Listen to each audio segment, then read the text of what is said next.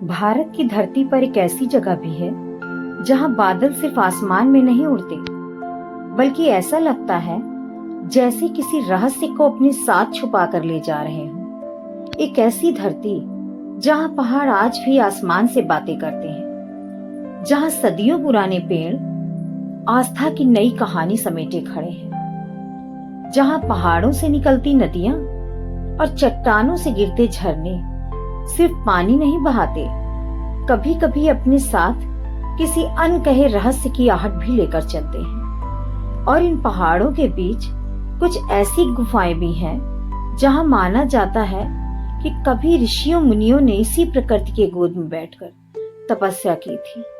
लेकिन सवाल ये है, आखिर ऐसी कौन सी शक्ति थी जो सदियों से साधकों को बार बार इसी धरती की ओर खींचती रही?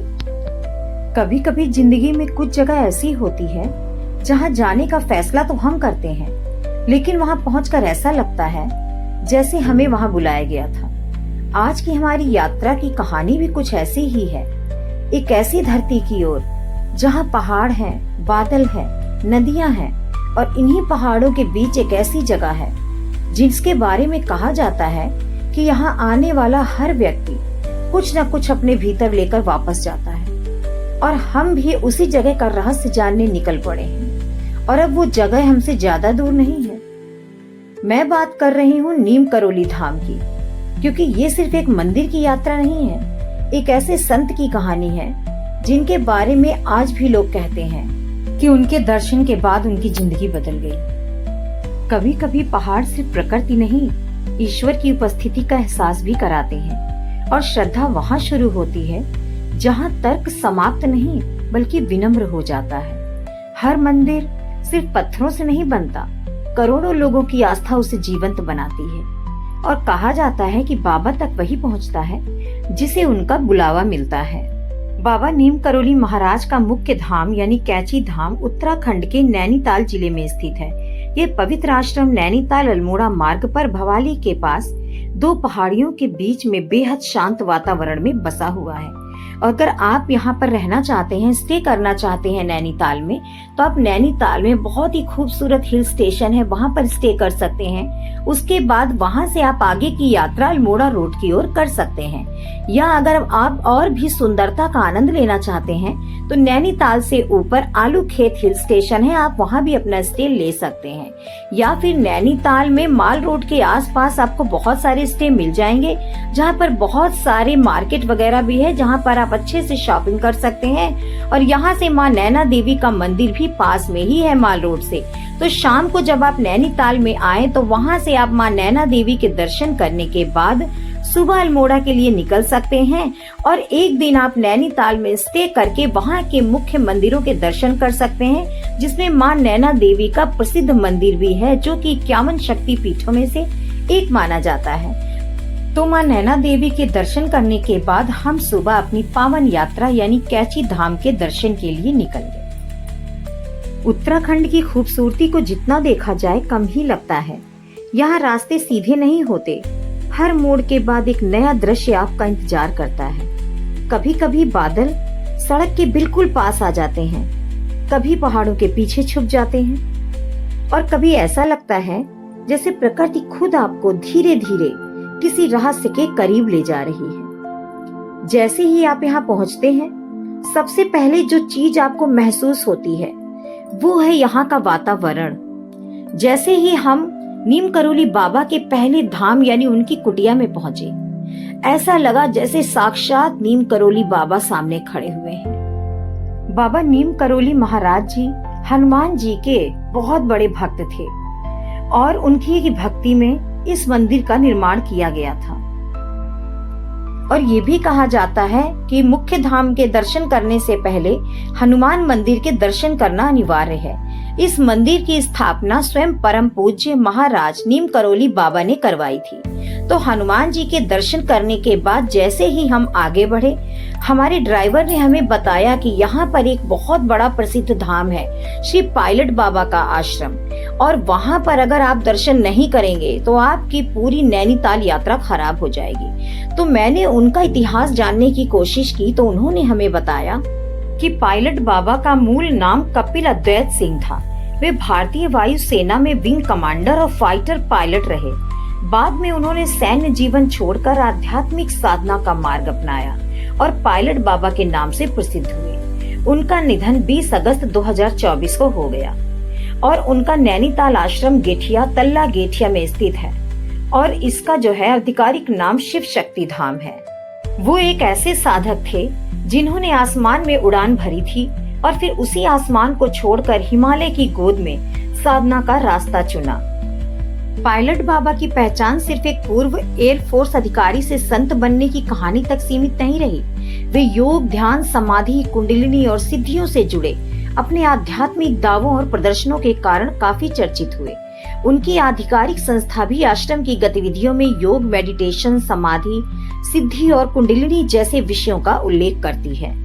पायलट बाबा से जुड़ी कई ऐसी कथाएं भी प्रचलित हैं, जिनमें उनकी असाधारण योग साधना और समाधि की बातें कही जाती हैं। इन कथाओं पर लोगों की अपनी अपनी मान्यताएं हैं, लेकिन उनके जीवन का सबसे दिलचस्प पहलू शायद यही है कि एक फाइटर पायलट ने आखिर ऐसा कौन सा अनुभव किया जिसने उसे युद्ध के मैदान से हिमालय की साधना की ओर मोड़ दिया। पायलट बाबा के दर्शन के बाद जैसे जैसे हम अल्मोड़ा की तरफ बढ़ रहे थे, वैसे वैसे शहर की भीड़ पीछे छूट जा रही थी। सामने दिखाई दे रहे थे ये घुमावदार रास्ते, ऊंचे ऊंचे देवदार और चीड़ के पेड़ और पहाड़ों से आती ठंडी हवा। ऐसा लग रहा था जैसे प्रकृति हमें अपनी गोद में बुला रही है। अल्मोड़ा की पहचान सिर्फ इसकी खूबसूरत वादियां नहीं है, बल्कि यहाँ के लोगों की सादगी और अपनापन भी है। यहाँ की जिंदगी शहरों की तरफ नहीं भागती, बल्कि प्रकृति की लय के साथ चलती है। हर सुबह मंदिर की घंटियों की आवाज, ठंडी हवा और पक्षियों के चहचहाट के साथ दिन की शुरुआत होती है।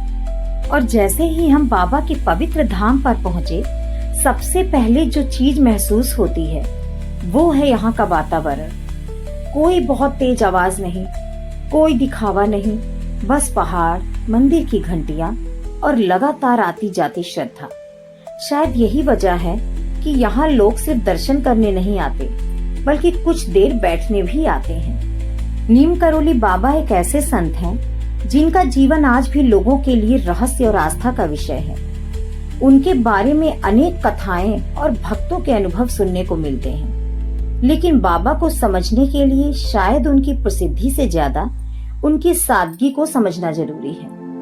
बाबा नीम करोली महाराज की भक्ति में हनुमान जी का विशेष स्थान माना जाता है। इसी वजह से कैची धाम में भी हनुमान जी की उपस्थिति इस पूरी आध्यात्मिक यात्रा का महत्वपूर्ण हिस्सा माना जाता है।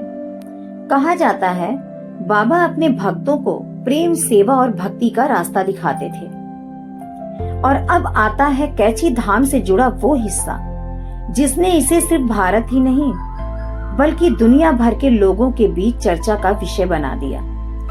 अनेक चमत्कारों की कहानियां भक्तों के बीच सुनाई जाती हैं। किसी ने परेशानी के समय बाबा को याद किया, तो किसी ने अचानक मदद मिलने की बात कही और किसी ने कहा कि बाबा की कृपा ने उनकी जिंदगी को ही बदल दिया। लेकिन इन घटनाओं को साबित करने के लिए सवाल अलग है और आस्था का सवाल अलग, क्योंकि जिस चीज को एक व्यक्ति संयोग कहता है, उसी चीज को दूसरा व्यक्ति कृपा मानता है। और किसी ने कहा कि बाबा की कृपा ने उनकी जिंदगी की दिशा ही बदल दी। लेकिन इन घटनाओं को साबित करने का सवाल अलग अलग है। मैं जब यहाँ आई तो मेरे लिए सबसे खास चीज ये नहीं थी कि यहाँ कितने लोग आते हैं या बाबा के कितने भक्त हैं। मेरे लिए सबसे खास बात ये थी कि यहाँ कुछ देर बैठकर इस वातावरण को महसूस करना। चारों तरफ पहाड़, बीच में मंदिर, घंटियों की आवाज और मन में एक अजीब सी शांति। शायद यही वो चीज है जिसके लिए लोग बार बार यहाँ लौट कर आते हैं। यहाँ से लौटते वक्त मन में एक अजीब सा सुकून और शांति महसूस हुआ। आज कैची धाम सिर्फ उत्तराखंड का एक धार्मिक स्थान नहीं रह गया है। देश विदेश से लोग बाबा के प्रति अपनी श्रद्धा लेकर यहाँ आते हैं। लेकिन इस जगह की सबसे खूबसूरत बात शायद यही है कि इतनी प्रसिद्धि के बाद भी चारों तरफ वही पहाड़ है, वही हवा है, वही बहता पानी है और मंदिर की घंटियों में आज भी वही सादगी सुनाई देती है। कोई अचानक बदलती किस्मत, कोई ऐसा संकेत जो हमें यकीन दिला दे कि ऊपर कोई शक्ति है। लेकिन शायद चमत्कार हमेशा बड़ा नहीं होता। कभी कभी मुश्किल समय में उम्मीद बची रह जाना भी चमत्कार होता है। किसी अनजान इंसान का मदद के लिए आगे आना भी चमत्कार होता है। शायद यही इस यात्रा का सबसे बड़ा रहस्य है। और जब हम नैनीताल वापस आए तो माँ नैना देवी के बारे में मुझे एक ऐसा रहस्य पता चला कि मैं अपने आप को दोबारा दर्शन के लिए रोक नहीं पाई। मैंने सुना कि यहाँ पर एक ऐसा रहस्य, जब 1880 में आए एक भयानक भूस्खलन ने पूरे नैनीताल को हिला कर रख दिया था, जिसमें माँ नैना देवी का सदियों पुराना मंदिर सीधे इस झील में समा गया था। लेकिन माँ की शक्ति को भला कौन मिटा सकता था? ये कोई आम जगह नहीं है। ये माँ सती के 51 शक्तिपीठों में से एक है, जहाँ माता के साक्षात नेत्र यानी आंखें गिरी थी। नैनीताल में माँ नैना देवी के दर्शन के बाद यहाँ पर और भी बहुत सारे छोटे बड़े मंदिर थे, जिनका दर्शन आपको करना चाहिए। जितने भी मंदिरों का दर्शन आप कर सकते हैं, आपकी आत्मा को एक अलग ही सुकून मिलेगा। तो यहाँ पर हम एक दिन और रुके। एक दिन और रुकने के बाद यहाँ जितने भी मंदिर थे, जितने भी लोगों ने मुझे बताया कि वहाँ पर एक आस्था का अलग ही अनुभव होता है, हम वहाँ पर गए और हमने वहाँ पर दर्शन किए। वहाँ दर्शन करने के बाद आत्मा को एक अलग ही सुकून मिला। यहाँ से जाने का बिल्कुल मन ही नहीं कर रहा था। बार बार बाबा नीम करोली की याद आ रही थी और यही इच्छा कर रही थी कि बाबा जल्दी से अपने धाम हमें वापस से बुला लें। कुछ लोगों का कहना है कि जो भी सच्चे दिल से बाबा नीम करोली से मांगता है, उसकी वो मन्नत जरूर पूरी होती है। तो हमने भी बाबा नीम करोली से अब सच्चे दिल से कुछ मांगा है। जैसे ही मेरी मन्नत पूरी होगी, हम दोबारा बाबा नीम करोली के दर्शन करने के लिए जरूर आएंगे। वहां से निकलते ही बिल्कुल जैसे लग रहा था दिल का टुकड़ा, कोई कोना कहीं छूट सा गया है और बिल्कुल ही वहां निकलने का मन नहीं कर रहा था। नीम करोली के दर्शन करने के बाद आप वहां से आगे अल्मोड़ा में जागेश्वर धाम के दर्शन के लिए भी जा सकते हैं। जागेश्वर धाम शिव शक्ति का धाम माना जाता है और ये भी माना जाता है कि वहां पर शक्ति ने शिव को प्रसन्न करने के लिए तपस्या की थी। तभी से शिव का यहाँ पर वास माना जाता है और यहाँ पर हर वृक्ष में शिव शक्ति का मिलन स्थल माना जाता है। ऐसा माना जाता है कि यहाँ पर हर वृक्ष शिव शक्ति का रूप है और ऐसा लगता है, आप किसी भी वृक्ष को देखिए, ऐसा लगता है जैसे शिव शक्ति का मिलन हो रहा हो वहाँ पर। तो जब भी आप यहाँ पर नैनीताल आए, बहुत सारी जगह यहाँ पर है।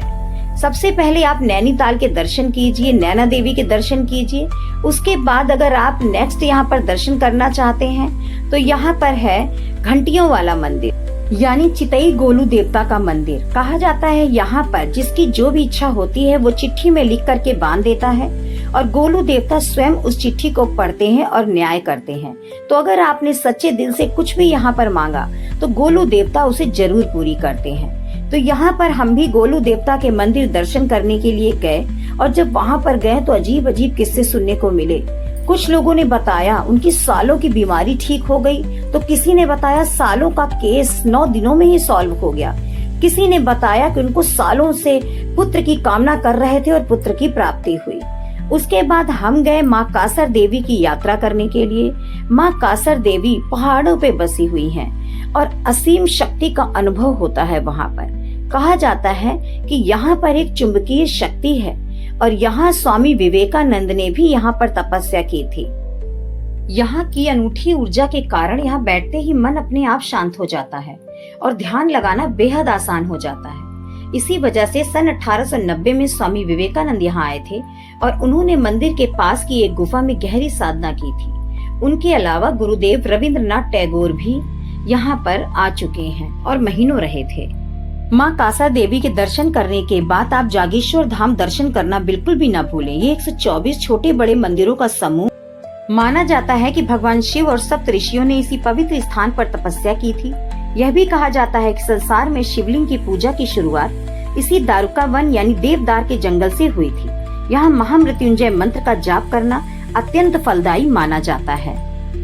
जागेश्वर धाम उत्तराखंड के अल्मोड़ा जिले में स्थित भगवान शिव को समर्पित एक अत्यंत प्राचीन और पवित्र मंदिरों का समूह है। घने देवदार के जंगलों और जटागंगा नदी के किनारे बसा यह धाम हिंदू धर्म में बहुत ऊंचा और पवित्र स्थान रखता है। धार्मिक मान्यताओं के अनुसार जागेश्वर धाम को भगवान शिव के 12 ज्योतिर्लिंगों में से 8वां ज्योतिर्लिंग माना जाता है।